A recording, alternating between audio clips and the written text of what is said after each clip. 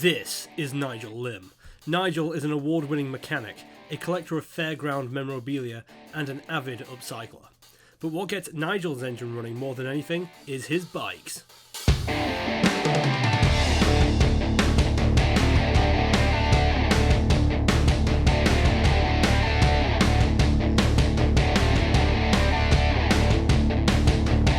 Since he was young, Nigel's life has been spent in the saddle. If it burns hot and goes fast, Nigel loves it. Like many motorbike enthusiasts, Nigel Limb spent his winters on Mablethorpe Beach, enjoying the adrenaline rush of the sand racing on a speedway bike.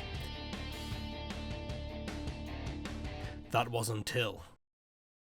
So, 27th of December 2015, I was racing on my speedway bike at Mablethorpe Beach Racing and had a freak accident. And I suffered major brain damage and then subsequent coma. And then when I came out of coma, it was clear that I'd lost a lot of my sight. So that's how my sight loss became. I had an ordinary life for 50 years. I had my own business, which was an auto electrics and mechanics. So I'd had ordinary life until this moment. I'd suffered major brainstem damage and I'd cracked my skull from my right eye socket to my right ear. Well, it was getting faster and faster during the day. Me and brother was there watching it. And the next minute, the bike just seemed to straight line, head towards the separation between the beaches and head first straight into the concrete.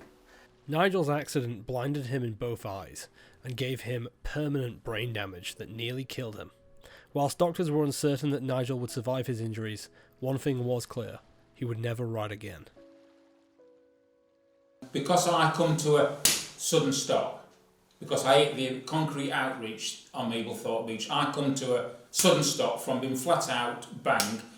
Your head stops when it hits it with your helmet on, but your brain actually rotates within your skull. The prognosis was that I would either die of my injuries or I'd be a total vegetable on a life support machine forever. So my wife Julie got asked the question, did she know what my wishes would be? Would I actually want to live on a ventilator for the rest of my life or be unplugged and die? And she said that we'd just had this conversation not many months before, and my wishes would be that I would want to be switched off. So this was about the 1st of January 2016. It was over the weekend. So the prognosis was I was to be switched off. Julie had to phone all my family to say, right, you need to say goodbye to Nigel, then we need to come down over the weekend. So they did. Julie was playing some music, as she always did, and she saw a tear from my eye, and she kind of thought inside, I know he's still in there. So she asked the consultant if he could keep me alive for a few more days, and with a bit of to and fro in, yes, we'll do that. And then Tuesday morning, I opened my eyes. Well, I've never seen an accident like that, so that was the first. I've seen bad accidents, but not that. Tried to forget it, really. I was that close to not being here. But the sad thing is, because Julie had been at my bedside all the time and not sleeping and that, she ended up having a mental breakdown and getting sectioned into a mental institution. So here we are, I'm fighting for my life and not knowing what the outcome is, and Julie gets put into a mental institution. So, 11 days before Christmas Day, we're celebrating with children and grandchildren. 11 days later, Armageddon sets in. But I went round his house not long after he come out, but to see him. What was that like, seeing him after the crash? Weird, because he was very emotional from his brain damage, and he'd constantly, tears would come out of his eyes. Yeah. Thinking about things and just tear up and get emotional because of the brain damage. I have to say, I didn't cope. I was sat in this room, in that corner. There was a sofa there. Julie was in her mental institution. I'd come out to come here to live on my own. I'd lost a lot of my eyesight. I'd lost my business for 27 years. I'd lost my self-worth and self-being.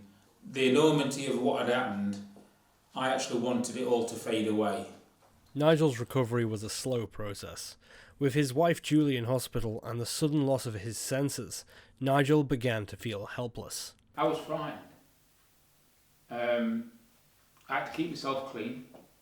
I was frightened about going in the bath. Yeah. I have to say this, and I don't want to sound dramatic or anything, or make you feel uneasy, but I was a 50-year-old man. I'm trying to stop myself from crying, actually. Oh, that's okay. And I was frightened. Absolutely frightened. So frightened of life. A 50-year-old man's frightened. Like a 2-year-old kid. Yeah. Like my mum had left me in the street, you know what I mean? Yeah. But there was light at the end of the tunnel. The best thing to do is get back on the bike. Otherwise you won't for the rest of your life. Nigel Limb got back on the bike.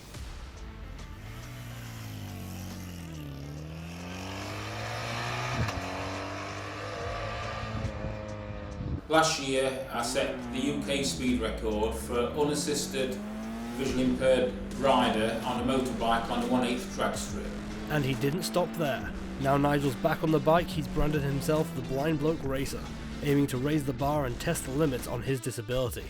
This year, Nigel's aiming even higher, looking to not only break his record, but on a fully green electric bike to boot. I've rode all my life, so I've got the natural clutch control and throttle control and balance, so that comes second nature to me, obviously. So I just have to put all my focus into the little eyesight that I've got, and that is quite daunting, but it's something I need. It's something I want to do because I want to feel like I'm doing something in life now.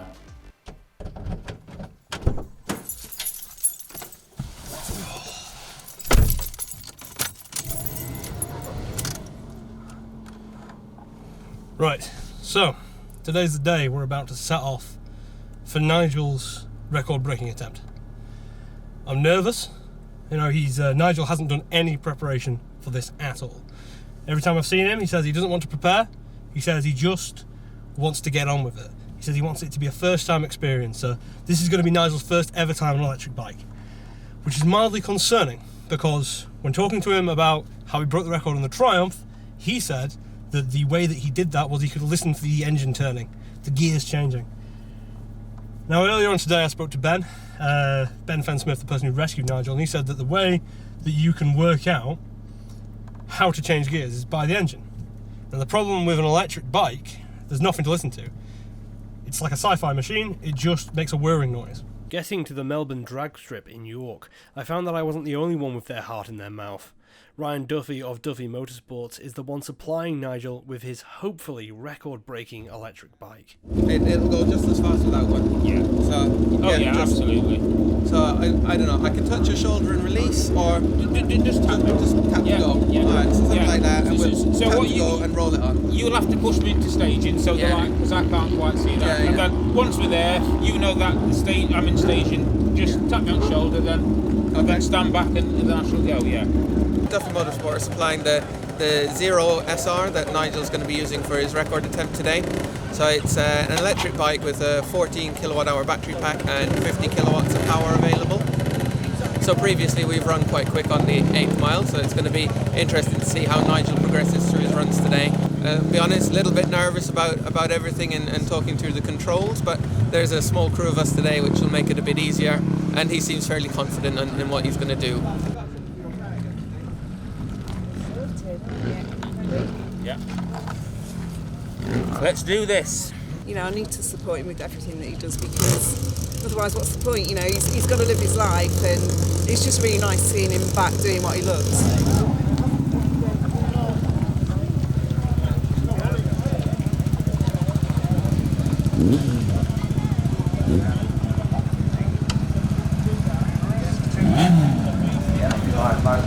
We're currently trackside and we are just awaiting the results for Nigel Limb's second attempt. As you can see, it's busy here. Nigel's just sort of blending in with the rest. There's no exceptions being made for him. He's just speeding down the track, and despite being partially sighted, he doesn't seem to bother anyone all too much at all. And he seems to be doing quite well. We're all still nervous. He's got another 2 tracks around to get and set the record for England for the fastest partially blind man on an electric bike. So we're going to see if he can actually manage it, see how high he can get. Electric bike.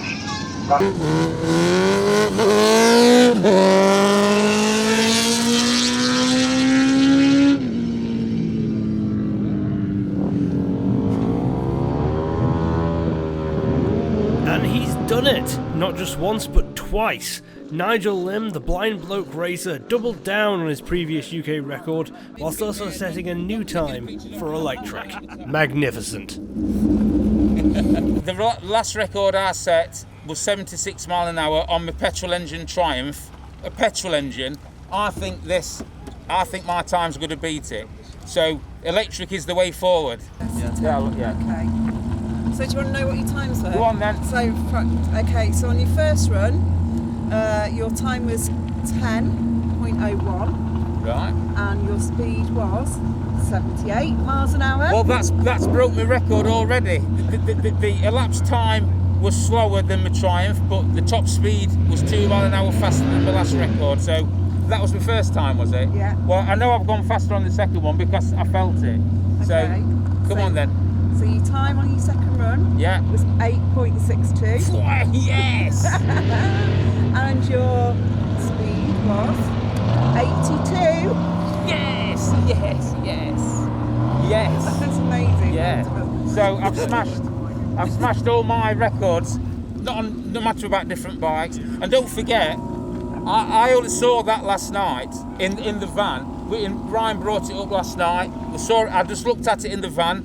I didn't sit on it till this morning, and I didn't ride it until I got on the start line. So On his next attempt, Nigel topped that maximum speed by an extra mile per hour just for good measure, bringing the UK record to 83 miles per hour for the fastest partially sighted man on an electric bike, and on a bike in general. So, how are you feeling now? Yeah, a bit better. A bit better. Yeah, we've never ridden an electric bike before, so obviously it's all new to him. So, but he's been riding motorbikes since he was 5, so yeah, much better now. It's been great to be a part of Nigel's success and to have Duffy Motorsport involved. We've been electric motorcycle racing pioneers for a few years now, and it's great to see that we can prove a benefit not just in the technology, but also in the way we can help people's lives and be more of an encouraging influence on what goes on. How did you come to actually be, giving Nigel the bike to ride in it? So last year I was here with the Electric Road Racing Association when we were having our drag racing championship where our bike was the winner, and Nigel reached out to me during that time and about participating and trying to set a record on the bike. And obviously at the time it was a bit skeptical to start with, but obviously that subsided as the more I got to know Nigel over the past 12 months or so, and we just got talking about the idea of it and kind of the logistics of how it would work and what would be needed, and the fact that the electric bike would be easier suited with the lack of gearing, so it was straightforward for Nigel to attain a record with a small crew. the fact I'm partially blind, I can't really see. I've got no peripheral vision, so I can't see anything going past, and I can't hear the engine speeding up to give me the sensation of going fast. So all I was stood at the start line, got tapped on the shoulder to go, and the next minute I knew I got a earpiece in my ear to say brake, brake, brake, brake, brake, because I'd gone past the finish line, which I couldn't see. So yeah, it's just incredible, you know. Absolutely great. Now what's next for you? Well, I've been trying to do a deal with somebody already, as I am. I want to have a go in a nice classic hot rod. Yeah. That's what I want to do, really, or even set a record in a car. Yeah. So if anybody wants to offer me the chance to do anything, I'll do it.